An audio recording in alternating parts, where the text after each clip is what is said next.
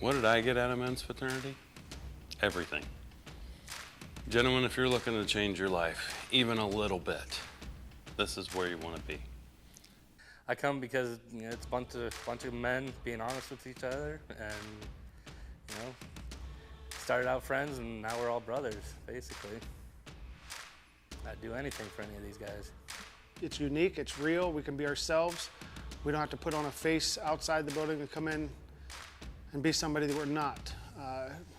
We're accepted, everyone is accepted.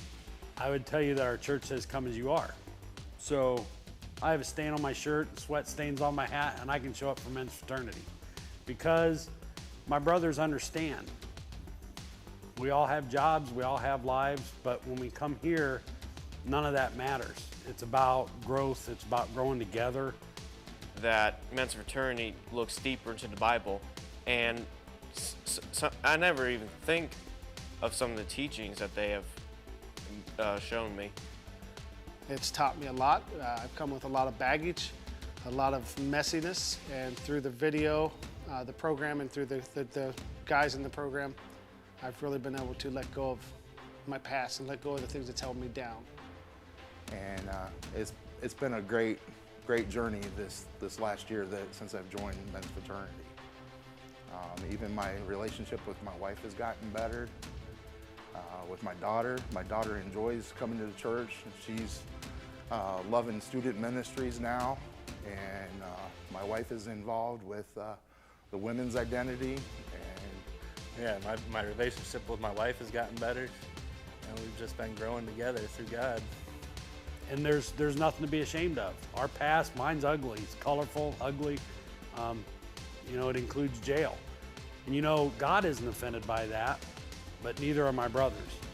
So if you're looking for brothers, if you're looking for people that don't need to know all the details or don't care about all the details, this is a place for you. I mean, we're real, we have a good time, but we're making steps and we're growing in our relationship with God. it actually opened my eyes up to a lot of things. Some things that I didn't really want to deal with in my life came to the surface, and it actually made me a better person than what I am when I went into the men's fraternity. I've grown a lot. But we also have the lesson, the Robert Lewis story has changed my life, being a better father, a husband, and just a better man. I've been very thankful that I'm with men of men's fraternity. They've been good friends with me, and they have given me support, and I'm very thankful for Craig Franks, Tony Lee, and Scott Williams, and everyone else in men's fraternity in New Hope Church. We're all about growing in God, and I think the main thing is so many of us found this brotherhood here that we never had anything like that before, and that's what made it so special, and that's why we keep coming. And men's fraternity is one of those opportunities that we have to take a serious look at how God has wired us and how He's created us and what purpose He's created us for.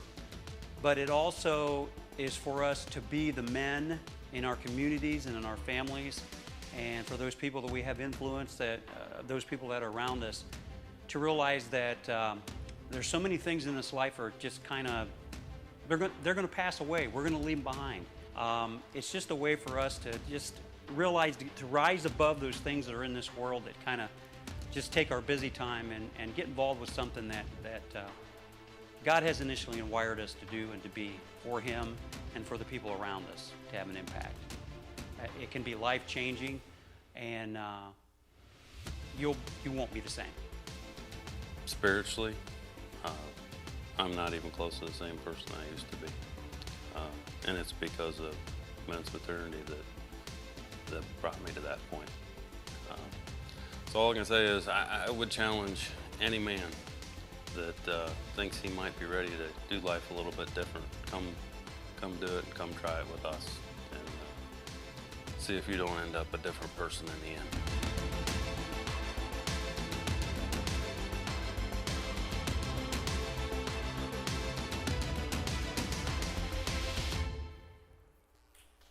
Woo!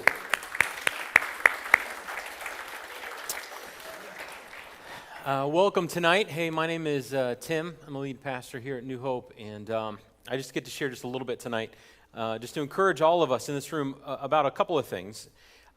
Here at New Hope, our mission statement is this: it's to help those who are broken find wholeness in Christ. That means everything we do is wrapped around that statement. And what we've decided here at New Hope is that we're going to stay focused on the most important things, the things that we want to see God use to help people down that journey and on that path.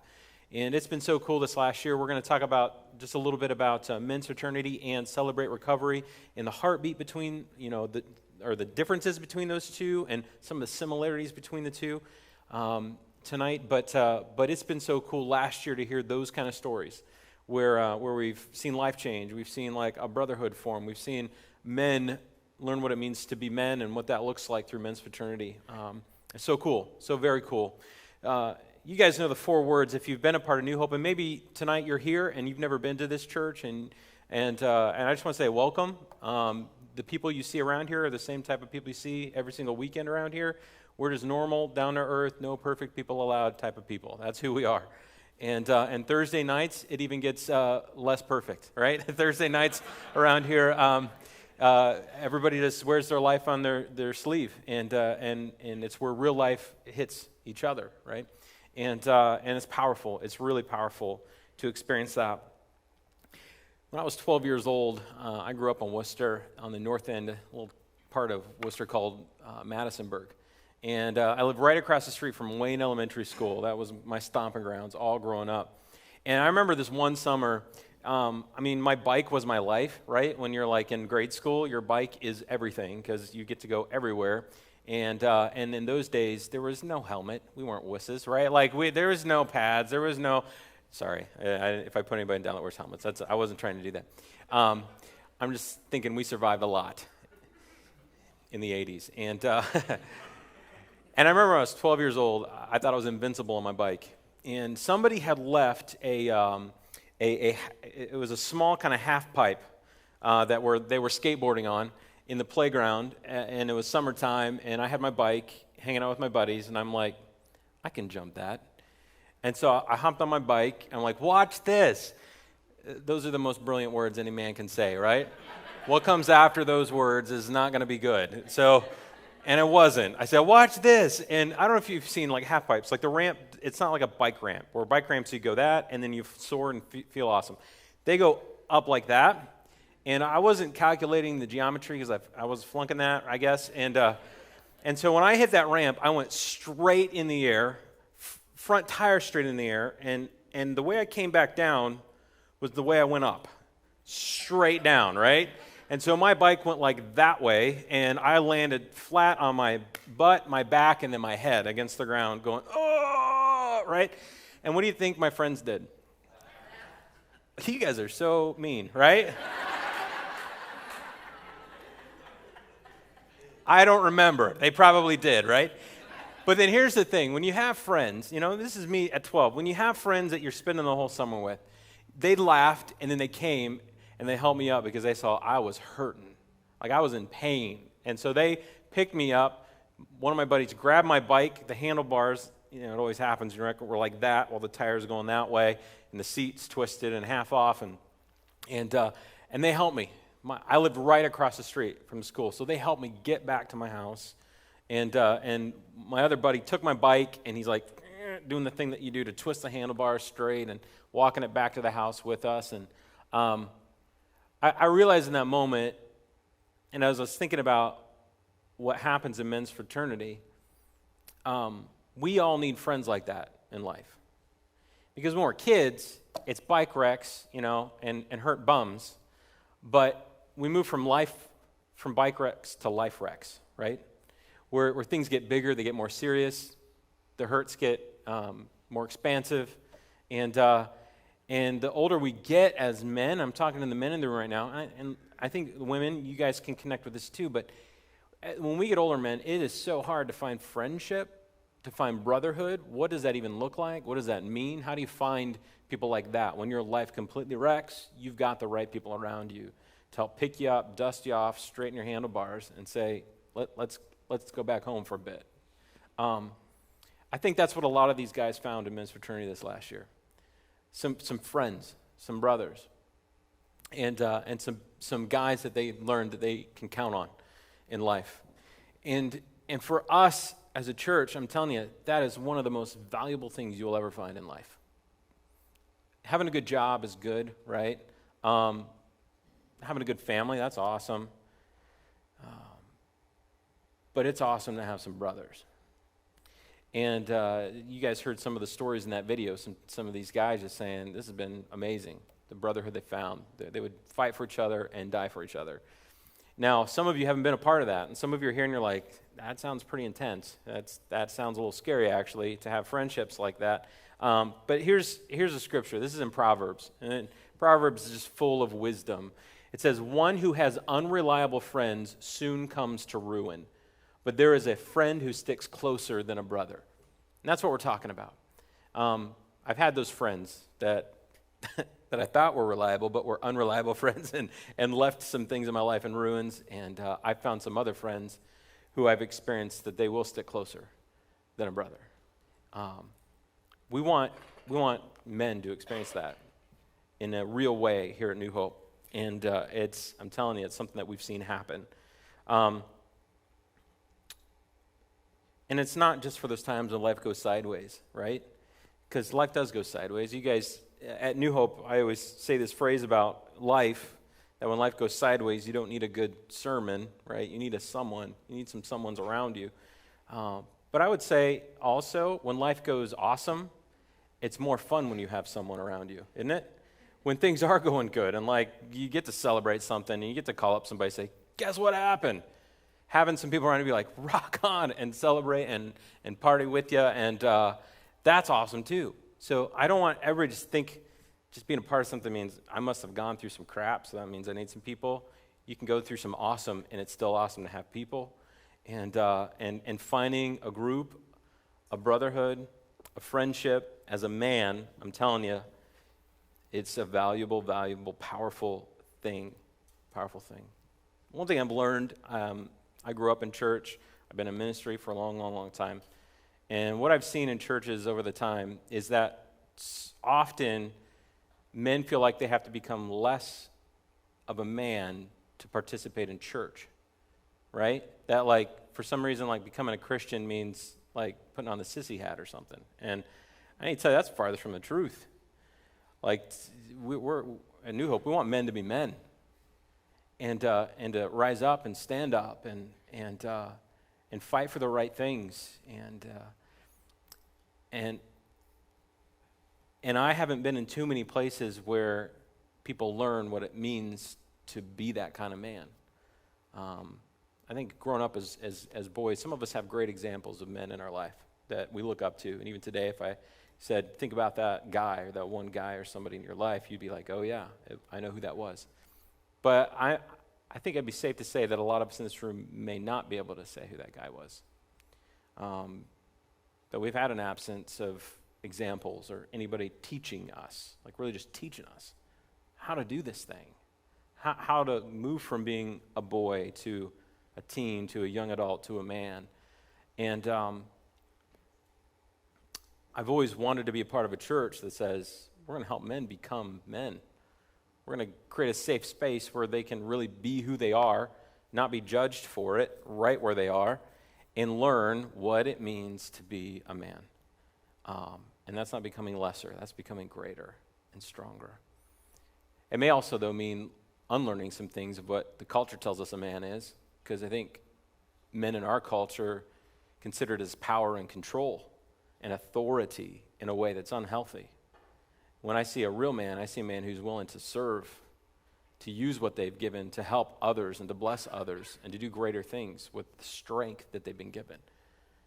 And so I don't mind flipping up the cultural idea of manhood and say, no, it looks better. It looks more powerful than that.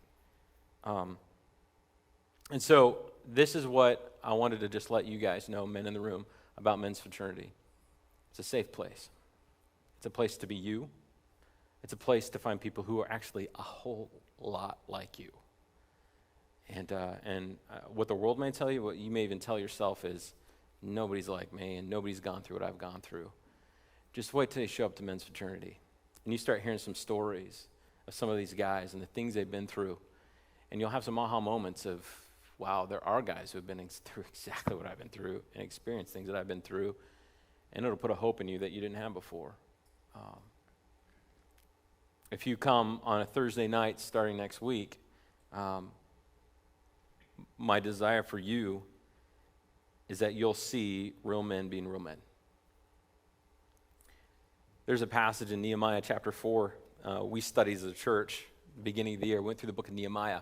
Nehemiah was a strong man. I mean, he was a leader, and he was rebuilding the city of Jerusalem with his people. And there were enemies on the attack, and these enemies were coming in from all sides, and they were trying to get them from inside their territory. They were trying to kind of scare them from outside where they were doing what they were doing to rebuild the walls. And Nehemiah just kept rounding the troops and kept rounding the troops. It's like, guys, come on. We're going to keep doing the right things. I don't know how many enemies you have in life. Some of them are inside of us, right? Some of the enemies we have are in us, and we're fighting them on a daily basis. Some of our enemies are outside. We're getting attacked from all different sides, and we're trying to figure out how to just fight through some things.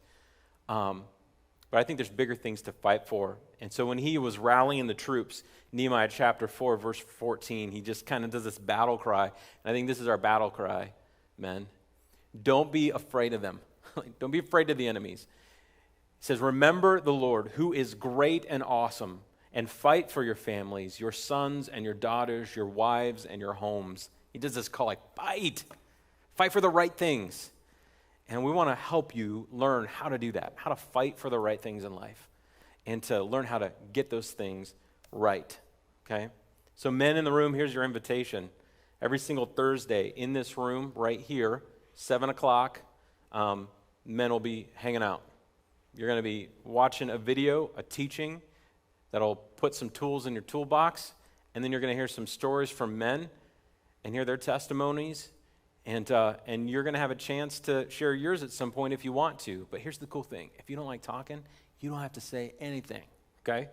You can sit second row and just chill and hang out. We have plenty of men that do that. So no pressure. You can show up, watch, and leave, okay? That's a promise, right, Craig? Yes. So, when Pastor Tim says, right, Craig? That's what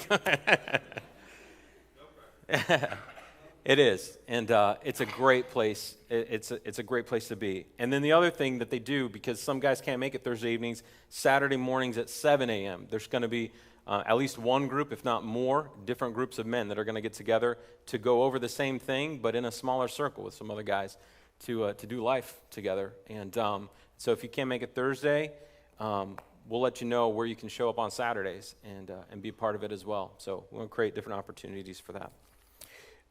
So that's men's fraternity. I want to talk now about Celebrate Recovery. Because for us as a church, you're going to hear the testimony in just a minute of Lois. Lois has prayed for years for our church to have an opportunity to Celebrate Recovery. And I think some people are like, I don't know what that is. I don't know what that's like. I'm not addicted to anything, so I don't know if I need that. And it can create confusion. So I want to clear up confusion. Is that okay? Thank you. Yes over here. Any yeses over there? All right. Because confusion is like not what we're going for. We just want to have clarity on what Celebrate Recovery is all about. So on Thursday nights here in the kids' warehouse on the other side of the bigger space over there, they're going to be meeting. And when we think about Celebrate Recovery, celebrate, that word is just like celebrate, like we need to promote. We need to be excited about. The word we get scared of is this word recovery, right? Anytime you say recovery, you're thinking shame, I think. I think it's like, well, I don't know if I need that. I don't have really serious issues going on in my life. But when I look at the word recovery, and these are just the actual definition of the word recovery, a return to a normal state of health, mind, or strength, or the action or process of regaining possession or control of something stolen or lost. I love that second one. See, recovery is getting back what's been stolen in your life. And that's all of us. All of us have had something in our life that has been taken away from us, because that's what we read in the Bible. We see that Jesus, when he was talking about the enemy, about Satan himself, he said, The enemy came to kill, steal, and destroy. That's what he does, and it's what he tries to do in our lives. And yet Jesus said he came to give us life, and life to the full. And so recovery, when I'm thinking of it, it's this idea of redemption. To redeem something is to restore something that's been lost in our lives. And when I think about Jesus, his whole story was bringing redemption. That's what he did. And so when we're talking about celebrate recovery, we're not talking about it's only for those people that have insanely crazy addictions, and I'm not one of those people. When we do that, actually what we're missing out on are the things in all of our lives that need redeemed. And so celebrate recovery is about that. It's about helping anybody in a process of finding those things, whatever they are, to take you on a path of redemption, of getting back what's been lost in our lives. Jesus has done that for us. He's done that for us, right? This is what it says in Titus. It says, "For the grace of God has appeared that offers salvation to all people. It teaches us to say no to ungodliness and worldly passions and to live self-controlled, upright, and godly lives in this present age." So what Christ has done for us, redeemed us, brought us salvation, it teaches us to say no to the things that are our passions, the things that actually steal from our life and don't give us full life, and learn how to have self-control to live godly lives in this present age, while we wait for the blessed hope, the appearing in the glory of our great God and Savior, Jesus Christ, who, listen to these words, who gave himself for us to redeem us. That's why Jesus gave himself, to redeem us. To redeem us from all wickedness and to purify for himself a people that are his very own, eager to do what is good. When I think of this idea of celebrate recovery, and part of the reason I wanted to help start this and said, let's do this, is because I know that I've known people who have gone through celebrate recovery, who have experienced just this, those areas of their life that some of them didn't even know was broken, and yet they started down a journey to realize that is broken or that does need redeemed in my life, and they found it. Jesus met them on the road of redemption in that area of their life. We all have something that needs redeemed. All of us do. Thing is, all of us are really, really brilliant at avoiding pain, aren't we? Like if I know something's going to cause me pain, I'm not going to go there, you know? And the thing is, emotional pain, we're really good at trying to avoid that one. But honestly, every time we avoid it, it's right in our faces. We can't ever just outskirt it, get around it, be like, no, that thing, I'm just going to keep doing this. Because what we end up doing is creating coping mechanisms in our life to deal with that thing that we think is actually covering it up, and so that we don't have to deal with that thing, and we avoid it, and we use all sorts of things to do that in our life, right? Some of it's the normals, it's drinking, maybe it's medications, maybe it's drugs, maybe it's shopping or shopping online or Craigslist or eBay, or maybe some of it's sex, maybe it's masturbation, maybe it's pornography, maybe it's Facebook, maybe it's social media, maybe we're just addicted to busy. We just keep ourselves so busy we don't have to feel. There's so many things that we all use as coping mechanisms so we don't have to deal with what's really going on. And I'm telling you, celebrate recovery, I think, is a process, a journey, if anybody, and this is men or women, are willing to plug in and see what God might do to free you from something, that he just might meet you on that road and free you from that. It's not always just the big obvious ones. I honestly think the most dangerous ones are the small, what we think are unnoticed ones. And I think there's some of us here that really need to take the time and engage in something like Celebrate Recovery and see what God might do. See what he might open up in your life and see what he might want to redeem you from and free you from. And so my encouragement to everybody with Celebrate Recovery, if that's something you feel like you need, if you have a sense that like there probably is something, or even as I'm speaking, you're like, I know what that thing is, you know, like I don't even have to talk about it. You're like, I know what I do to try to numb my life and cover things up. I would encourage you, join that journey. Every Thursday, 7 o'clock, over on the other side of the church in the kids' warehouse, jump in. And that's for men or women, okay, to be part of that. Now, I know that there are some women who wanted to be part of something on Thursdays here at the church. And we made a decision as a church to not do something specifically as a women's Bible study on Thursdays, because we want to really focus on the two things that we're doing on Thursdays. We want to really give our energy towards these two ministries that I believe meet our mission statement directly and help us in that connect, grow, helping the found get freed and going on that journey, serve and go. And so that's why we're focusing on these two pieces or these two ministries. And so maybe you're a lady and you were a part of some of the stuff we did on Thursdays, and like, well, what do I do? Here would be my encouragement for you. Maybe you need to be part of sharing your story and using what God has put inside of you to bless somebody else. So whether that's being a part of Celebrate Recovery, and you're welcome to. When I read 2 Corinthians, I see this challenge, and this goes for the men and men's fraternity as well, because some of you guys have been through it already, and you're like, well, I'll go through it again, and I'll be a part of that journey. This is for you too, because God has something inside of you. It says, praise be to the God and Father of our Lord Jesus Christ, the Father of compassion and the God of all comfort, who comforts us in our troubles, so that, listen to this, so that we can comfort those in any trouble with the comfort we ourselves have received from God. That's our challenge. If we've received comfort, meaning maybe we've already been down a journey of healing, maybe God's already done something in your life, maybe for you, being a part of one of these groups is to be the one that helps, to be the one that shares your story, to be the one that encourages somebody who's been or is at where you've been in the past, and you get to walk alongside them. I'm telling you, that's awesome. That's powerful. That is honestly when redemption, I think, fully happens. Whenever we're able to help somebody with what has hurt us in the past, God's redemptive story of healing is taking place in such a deeper way.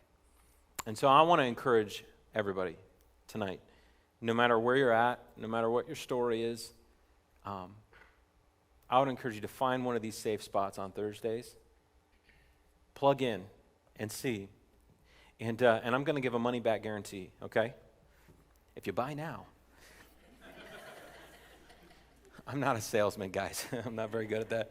I tried to sell cars and I went broke. So this is what I would encourage you, though, in. If you want to plug into one of these two ministries, give it a try for 6 weeks. Don't give it just 1 week, because you can just try once and be like, no, that wasn't for me, and then just leave. I don't think you would have actually fully experienced what you need to actually make an educated decision about that. I would say, whichever one you want to be part of, give it 6 weeks. After 6 weeks, if you're like, no, this really isn't for me, that's fine. That's fine. And nobody in those groups will judge you otherwise. They won't be like, well, no, that's fine.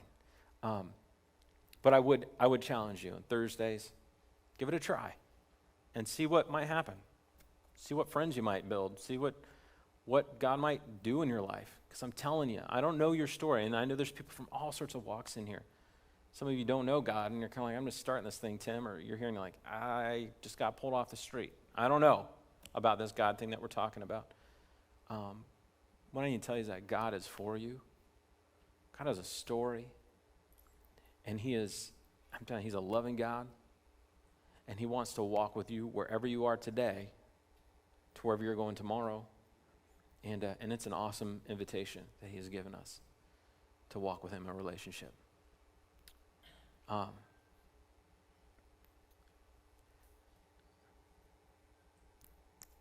If after 6 weeks, though, and you're kind of like, that's not it, the other things we're focusing on as a church is our small group ministry. And so we encourage everybody at New Hope to get plugged into a small group, groups that meet throughout the week in people's homes. You go deeper into what we learn on Sunday mornings. You have a group that prays for you. That's awesome to be part of that. And it's different. Those small groups are different than what happens here on Thursday. Or if you want to be a part of something deeper with women, we have our women's identity group that meets every fourth Tuesday of the month, and that's actually coming up next week. And they are going to go deeper in a series called Goliath Must Fall, which is actually really awesome. That's going to be a really awesome series to go into. Or if you want to go deeper and just learn some stuff, we got our growth classes that we do here on Sunday mornings at 9 and 11, and we're doing 2 growth classes this fall. We're going to do 2 more next winter in the spring. And those of you who know Tony, who Tony is, so he's going to teach a class understanding the Bible. So if you don't know the Bible, he will help you understand it, and so you understand what's in it. And then we're doing one called Handling Your Finances, because I'm telling you, if there's more arguments than anything in any couple's relationship, it's usually money, right? And so if you need to learn and grow in that, we've got those classes coming up too, starting this fall. So there's lots of ways you can plug in, lots of ways you can start building a relationship at New Hope. But I'm saying here, give it a try. Give it a try for 6 weeks and see what God just might do.